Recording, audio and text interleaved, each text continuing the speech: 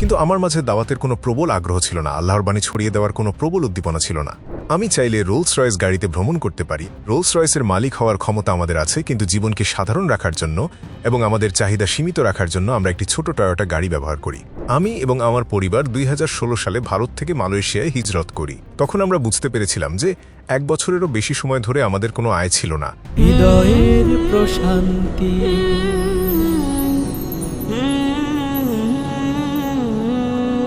আলহামদুলিল্লাহ, উপস্থিত সম্মানিত স্কলার, মাওলানা, শায়খ, মুরব্বী এবং আমার প্রিয় ভাই বোনেরা, আমি আপনাদের সবাইকে ইসলামে অভিবাদন জানাচ্ছি।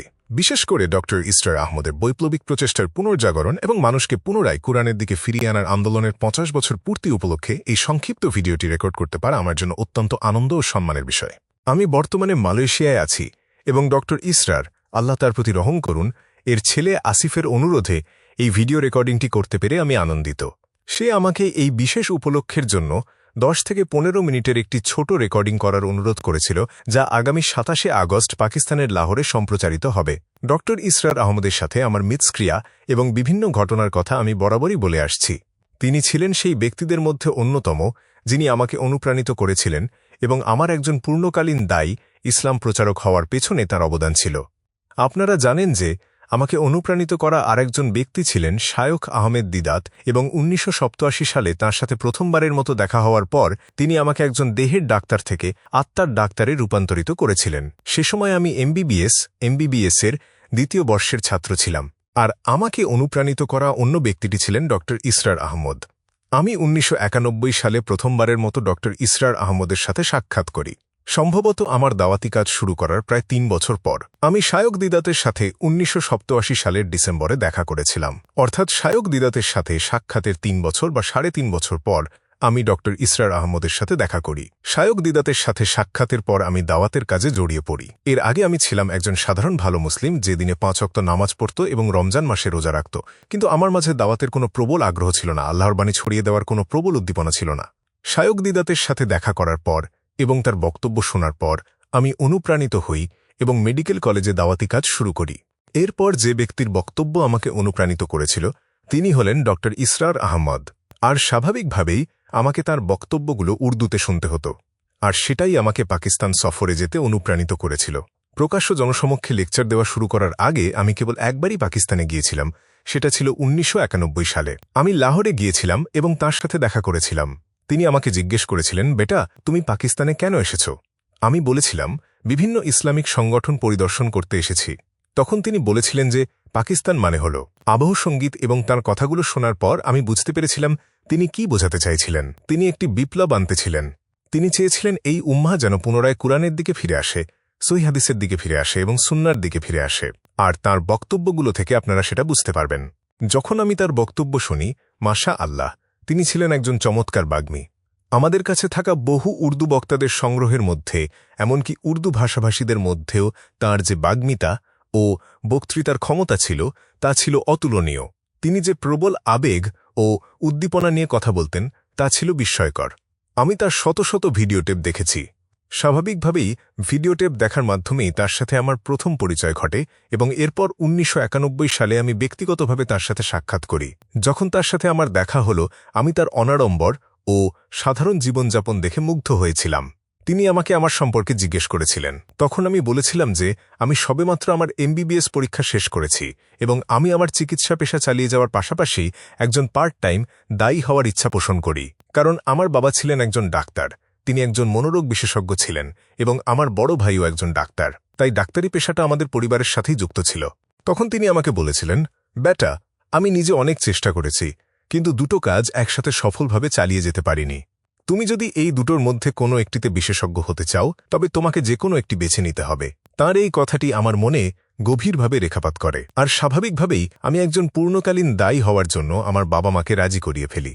শায়খ আহমেদ দিদাতের পাশাপাশি যে ব্যক্তিটি আমাকে সবচেয়ে বেশি অনুপ্রাণিত করেছিলেন তিনি হলেন ডক্টর ইসরার আহমদ, এবং তার কথাগুলো আমার কাছে নির্দেশনার মতো ছিল।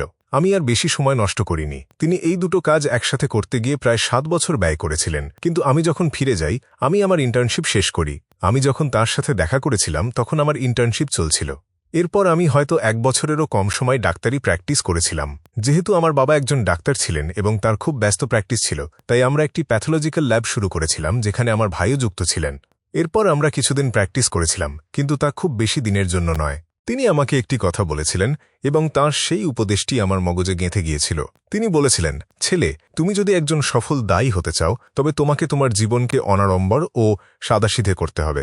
তোমার জীবন যদি সাদাসিধে হয় এবং জীবনের চাহিদা যদি কম হয় তবে কেউ কখনো তোমার হাত মুচড়ে দিতে পারবে না। তোমার চাহিদা যদি কম থাকে তবে তোমাকে পার্থিব লাভের পেছনে ছুটতে হবে না, ফলে তুমি আল্লাহর বাণী মানুষের কাছে পৌঁছে দেওয়ার কাজে পুরোপুরি মনোযোগ দিতে পারবে।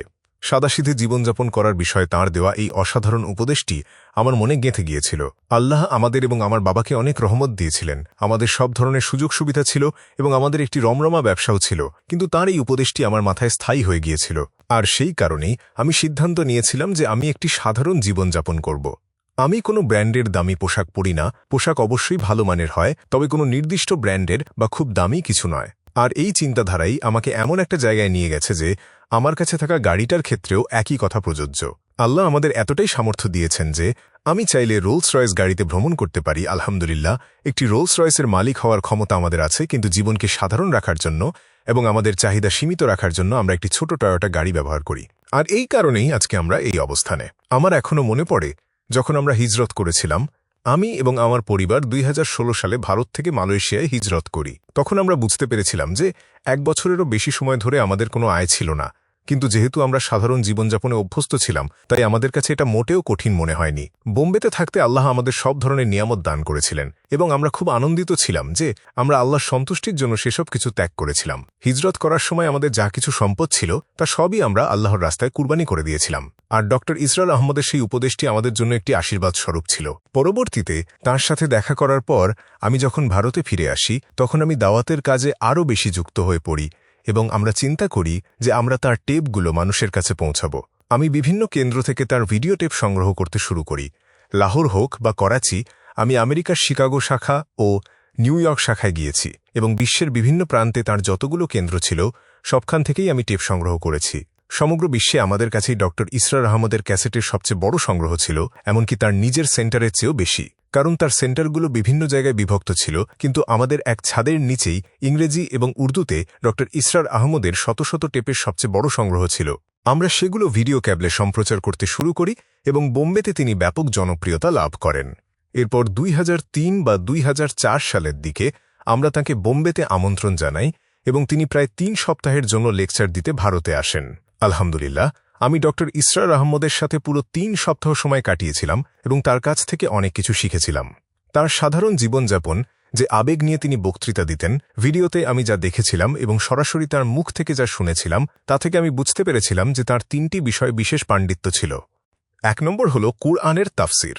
আমার মতে তিনি এ বিষয়ে অসাধারণ ছিলেন এবং তার ভিডিওগুলোর মধ্যে আমরা চমৎকার কুরআন তাফসির দেখতে পাই। তার বক্তব্যের দ্বিতীয় দিকটি ছিল ইসলাহ, আত্মশুদ্ধি সম্পর্কে আলোচনা করা, অর্থাৎ মুসলিমদেরকে দিনের আরও কাছাকাছি নিয়ে আসা। এ বিষয়ে তার লেকচারগুলো ছিল চমৎকার এবং যারা তার কথাগুলো শুনত তাদের জীবনে এর ব্যাপক প্রভাব পড়ত। আর তৃতীয় যে বিষয়টি নিয়ে তিনি কথা বলতেন সেটি হল রাজনীতি। আমি যখন ভারতে ছিলাম তখন এই বিষয়টি আমাকে খুব একটা অনুপ্রাণিত করেনি। আমি ভাবতাম, ঠিক আছে, রাজনীতি, আমি তো রাজনৈতিক ব্যক্তি নই, আমি রাজনীতিবিদ নই, তাই আমি এসবের সাথে নিজেকে জড়াতাম না। আমি রাজনীতি নিয়ে তার কথাগুলো শুনতাম, কিন্তু খুব একটা গভীরভাবে বিষয়গুলো নিয়ে ভাবতাম না। আমি কুরআনের ওপর তার জ্ঞান এবং কিভাবে মুসলিমদের পুনরায় কুরআনের দিকে ফিরিয়ে আনা যায়, কিভাবে সুন্নাহর দিকে ফিরিয়ে আনা যায়, এই বিষয়ক তার আলোচনাগুলোতে মুগ্ধ ছিলাম, যা ছিল এক কথায় অসাধারণ। এখন মালয়েশিয়ায় চলে আসার পর আমি এটা উপলব্ধি করতে পারি। আল্লাহ আমাকে এই রহমত দান করেছেন যে আমি এখন অনেক মুসলিম রাষ্ট্রপ্রধানদের সাথে সাক্ষাতের সুযোগ পেয়েছি, অসংখ্য রাষ্ট্রপ্রধান।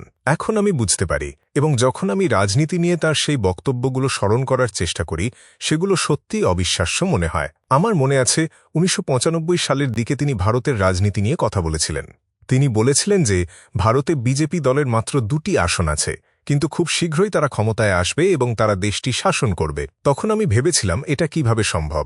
সবখানে তো কংগ্রেসের জয় জয়কার, সেখানে বিজেপি কিভাবে আসবে? কিন্তু তার যে দূরদর্শিতা ছিল তা সত্যিই লক্ষণীয়।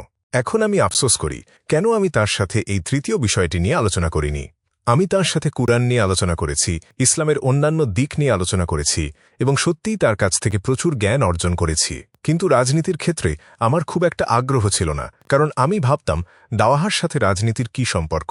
কিন্তু এখন আমি বুঝতে পারি যে তার দূরদর্শিতা এবং তার দ্বীনি আন্দোলন সত্যিই মাশাআল্লাহ অনেক উঁচু মাপের ছিল। এটি খুবই দুর্ভাগ্যজনক যে মানুষ তার জীবদ্দশায় তাকে সেই প্রাপ্য সম্মানটুকু দেয়নি যার তিনি যোগ্য ছিলেন। এখন আমরা সত্যিই তার অভাব অনুভব করি। আমি মাঝে মাঝেই ভাবি, যদি তিনি আজ বেঁচে থাকতেন তবে হয়তো আমরা তার সাথে দিনের পর দিন কাটিয়ে দিতাম এবং উম্মাহর বিভিন্ন সমস্যা নিয়ে আলোচনা করতাম। তবে স্বাভাবিকভাবেই তিনি বয়সে আমার চেয়ে অনেক বড় ছিলেন এবং আমি ছিলাম অনেক তরুণ। আমি অনেকটা তাঁর সন্তানের মতো ছিলাম। তা সত্ত্বেও আমাদের মধ্যে খুব শক্তিশালী একটি সম্পর্ক গড়ে উঠেছিল। আর এখন যখন আমি তার ছেলে আসিফের কাছ থেকে মেসেজ পাই যে তার অডিও ভিডিওর দায়িত্বে আছে, আমি প্রায় প্রতিদিনই তার 2 মিনিট 3 মিনিটের বিভিন্ন ক্লিপস পেতে থাকি এবং আমাকে পাঠানো তার প্রতিটি ভিডিও ক্লিপই আমি দেখি। যদিও আমি তার অনেক লেকচার আগেই দেখেছি, তবুও যখন আমি তাকে পুনরায় সেই আবেগের সাথে কথা বলতে শুনি, তার কথার মধ্যে যে ভারসাম্য থাকে এবং তা যে গভীর প্রভাব তৈরি করে, তা এক কথায় অসাধারণ। সুতরাং এই দুজন বক্তা, শায়েখ আহমেদ দিদাত এবং ড ইসরার আহমদ, যখন আমরা তাঁকে, ড ইসরারকে বোম্বেতে আমন্ত্রণ জানালাম এবং সারা ভারত জুড়ে 3 সপ্তাহের একটি প্রোগ্রামের আয়োজন করলাম, তখন বোম্বেতে একটি স্থানে আমরা তার পছন্দের 10টি বিষয়ের ওপর 10 দিনের একটি লেকচার সিরিজ রেখেছিলাম। সেই স্থানটিতে প্রায় 15,000 মানুষের ধারণ ক্ষমতা ছিল। তিনি আমাকে বলেছিলেন যে এই 10 দিনের প্রোগ্রামটি ছিল তার জীবনের সবচেয়ে বড় জনসমাগমের সামনে বক্তব্য দেওয়ার ঘটনা। সেই সময় এটি ছিল আমাদের আয়োজিত সবচেয়ে বড় প্রোগ্রাম, কারণ 2004 সালে আমাদের পরিসর কিছুটা ছোট ছিল আর আমরা সেই সময় সবচেয়ে সেরা ক্যামেরাগুলো ব্যবহার করেছিলাম। হয়তো 8 বা 9টি ক্যামেরা ছিল। তবে হ্যাঁ, পরবর্তীতে আমরা যখন পিস টিভি শুরু করি তখন আমরা একটি সম্পূর্ণ ভিন্ন উচ্চতায় পৌঁছে গিয়েছিলাম। সুতরাং যখন আমরা পিস টিভি শুরু করলাম এবং এর দ্বিতীয় চ্যানেল হিসেবে পিস টিভি উর্দু চালু করার কথা ভাবলাম, তখন আমি তাকে আমন্ত্রণ জানিয়েছিলাম এবং বলেছিলাম, আপনি কেন দুবাইতে আসছেন না? কিন্তু আমি বুঝতে পেরেছিলাম যে তার জন্য দুবাইতে যাতায়াত করাটা কিছুটা কঠিন। তখন আমি বললাম, তাহলে আমরা মিশরে কেন যাই না? তিনি বললেন, বেটা, মিশরে তো কোনো পাকিস্তানি থাকবে না, আমি শুধু ক্যামেরার সামনে কিভাবে কথা বলবো? আমি বললাম, আপনি চিন্তা করবেন না, আমরা সেটার ব্যবস্থা করব। স্টুডিওতে আমাদের অন্তত 50 থেকে 100 জন পাকিস্তানি ভাই উপস্থিত থাকবেন। ফলে একটি ছোট পরিসরের আয়োজন হবে। এটি জনসমক্ষে দেওয়া কোনো বড় লেকচারের মতো হবে না। কিছুটা দ্বিধা থাকা সত্ত্বেও 2010 সালে তিনি রাজি হলেন। আমরা পরিকল্পনা করলাম যে আমরা মিশরের স্টুডিওতে এই প্রোগ্রামটি করব। সবকিছুই চূড়ান্ত হয়ে গিয়েছিল এবং মে মাসে তাঁর আসার কথা ছিল। কিন্তু দুর্ভাগ্যবশত মিশরে যাওয়ার মাত্র কয়েক মাস আগে আল্লাহ তাঁকে তার কাছে তুলে নিলেন এবং আমরা একজন অত্যন্ত মহান ব্যক্তিত্বকে হারালাম। আমি আল্লাহর কাছে দোয়া করি তিনি যেন ড ইসরার আহমদকে জান্নাতুল ফেরদাউসের সর্বোচ্চ মাকাম দান করেন। আল্লাহ তাঁকে যেন নবী রাসূল এবং খোলাফায়ে রাশেদিনের নৈকট্য দান করেন। আমরা আল্লাহর কাছে আরও দোয়া করি তিনি যেন আমাদেরকে তাঁদের কাছাকাছি তোলেন, যাতে করে ইনশাআল্লাহ জান্নাতেও আমরা একসাথে থাকতে পারি। এই কয়েক মিনিটের সংক্ষিপ্ত সময় আমি শুধু এই বার্তাটিই দিতে চাই, আল্লাহ তাঁকে রহমত করুন। মানুষকে পুনরায় কুরআনের দিকে ফিরিয়ে আনার জন্য তিনি যে বৈপ্লবিক কাজের সূচনা করেছিলেন তা যেন অব্যাহত থাকে। দুর্ভাগ্যবশত আজকের মুসলিম উম্মাহার মাঝে আমি এমন একজন মুসলিম নেতাকেও দেখি না যিনি তার 1% সমতুল্য। আল্লাহ প্রতিশ্রুতি দিয়েছেন যে এই দিন বিজয়ী হবে, আর এই আয়াতটি ড ইসরার আহমদ তার প্রতিটি লেকচারে বারবার উল্লেখ করতেন এবং আল্লাহর দেওয়া এই প্রতিশ্রুতির কথা স্মরণ করিয়ে দিয়ে তার বক্তব্য শেষ করতেন, যা পবিত্র কুরআনের 9 নম্বর সূরার 33 নম্বর আয়াতে, 61 নম্বর সূরার 9 নম্বর আয়াতে এবং 48 নম্বর সূরার 28 নম্বর আয়াতে উল্লেখ করা হয়েছে। আল্লাহ বলেছেন যে তিনি তার রাসূলকে হিদায়াত এবং সত্য দিন দিয়ে পাঠিয়েছেন, যাতে এটি অন্য সকল ধর্ম ও মতবাদের ওপর বিজয়ী হতে পারে, তা খ্রিস্টবাদ, ইহুদিবাদ, হিন্দুত্ববাদ, ধর্মনিরপেক্ষতাবাদ, নাস্তিকতাবাদ, মার্ক্সবাদ বা সাম্যবাদ যাই হোক না কেন, ইসলাম এগুলো সবগুলোকে অতিক্রম করে চূড়ান্ত বিজয়ী হবে। আল্লাহ এই 3টি আয়াতের মধ্যে 2টি জায়গায় শেষে বলেছেন, যদিও মুশরিকরা তা অপছন্দ করে, এবং একটি জায়গায় শেষে বলেছেন, আর সাক্ষী হিসাবে আল্লাহই যথেষ্ট। আমি আমার বক্তব্য এখানেই শেষ করতে চাই। আমি আল্লাহর কাছে দোয়া করি তিনি যে পথের দিশা আমাদের জন্য রেখে গেছেন আমরা যেন তা অনুসরণ করে চলতে পারি।